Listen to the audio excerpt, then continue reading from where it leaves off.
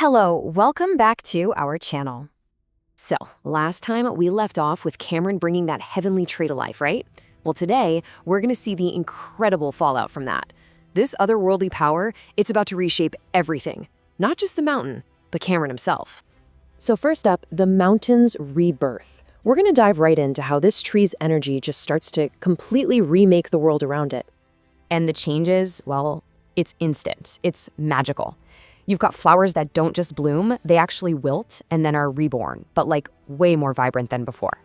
Then Cameron focuses, and bam, the tree unleashes the seeds of meatgrass. And you gotta remember, this is a top-tier spirit treasure. And in just a few seconds, these seeds are already taking root, sprouting. It's creating this totally surreal landscape right before our eyes.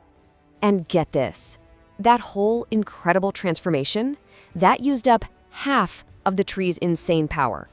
But the mountain's rebirth, that's just the appetizer. The rest of that energy, the other half, that's all for Cameron. Which brings us to a huge moment for our guy, a cultivator's choice. Now, it's Cameron's turn. All that power starts surging towards him, and he's suddenly facing this massive decision. What kind of power is he gonna wield? What path is he gonna walk from here on out? It's a big deal. And yeah, this is not some gentle, peaceful process. A massive, glowing pillar of light literally slams into his body. He says it feels like a sharp sword just carving him up from the inside. But it's methodical, right? It's violently opening up all his meridians. Those are the energy pathways in his body. First, it hits the 8 extraordinary ones, then it strengthens the 12 main ones. It's basically preparing his body to handle some serious godlike power. So now, his body is basically this empty vessel, totally ready to be filled with this unbelievable power. But here's the catch. He has to choose what kind of power. And this one choice, it's going to define his entire future. So he's got 2 main options. On one side, you have the art of treasure seeking. This is his baby, right? A technique he spent 300 years creating himself. It's all about speed, stealth, even turning invisible. It's his signature move. But on the other hand, there's the art of the 5 elements. And this offers just raw, overwhelming power, the kind of power he really needed in that last fight against the God of Thunder. So it's a chance to, fix his biggest mistake. So, after thinking it over, just for a moment, he makes his call. He's going to stick with what he knows best, the art that is completely and totally his. He decides to start over, believing that treasure is the real foundation of all power. All right, so while Cameron is having this epic transformation up on the mountain, life is just going on down in the city, the sun's coming up, and we're about to shift gears a bit to a conversation between Jessica and Laura. And believe me, there's a lot of drama bubbling just under the surface here. They're planning a trip to Sea Park, and Laura just drops this bomb. She says she won't go, calling Jessica, Cameron, and their daughter Emmy a family. And that one word, family, it just hits Jessica like a ton of bricks, forcing her to look at this thing she's been trying so hard to ignore. And what's really fascinating here is Jessica's reaction.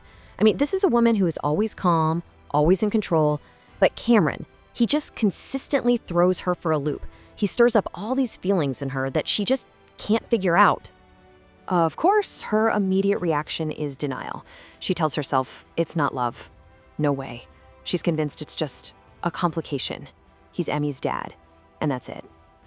For someone who's so logical, it's really the only explanation her brain will accept. And here's the thing, Jessica has a list, a checklist for her perfect guy. He's got to be laid back, refined, talented, all that stuff. And Cameron, he doesn't just miss the mark, he's like the complete opposite of everything on that list. In her mind, he's financially irresponsible, has a bad temper, just totally not the guy for her. Okay, so while Jessica is having her own internal crisis back in the city, let's jump back to the mountain. Cameron's been at it for a whole day and a whole night now, just sitting there, cultivating, pulling all that crazy energy from the heavenly tree right into himself. And when he finally opens his eyes, you can hear his bones cracking and popping. The whole refinement process is done. He can feel this insane, unbelievable strength just pulsing through him. He has literally been reborn. And just to give you an idea of what we're talking about, he could probably bench press something like 1,000 pounds now, and that's without even using his spiritual energy. He could outrun any athlete on the planet. But even with all this new power, he makes a choice. He's gonna keep it a secret. And his reason why is pretty telling. He thinks competing with the weak for victory was boring anyway. I mean, why would he show off to regular people? For him, that's like a world chess champion playing against a total beginner. There's no fun in it, no real victory. It's just boring. He's on a whole other level now. So as Cameron's standing there, feeling all this new power, he realizes he wasn't alone this whole time. That stray dog, the one that tried to protect him, it's been waiting there, faithfully. And Cameron decides that kind of loyalty, it deserves a reward. He decides this dog isn't just any stray anymore. It's gonna be the guardian of his home. And as luck would have it, it's about to become the very first creature to get a direct gift from the heavenly tree's own essence. So Cameron puts his hands on the tree, draws on its power one more time, and out floats this string of crystal clear water droplets. They look like a necklace made of liquid. And as they get to the dog, they just turn into shimmering starlight and sink right into its forehead, giving it a gift of unimaginable power. Which leaves us with one heck of a question, doesn't it? I mean, Cameron didn't just power up a pet. He's created a great beast, a guardian, packed with celestial energy.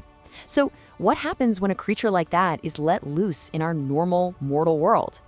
If you like this story, please like and share it, and subscribe to the channel to watch future episodes. Thanks for watching.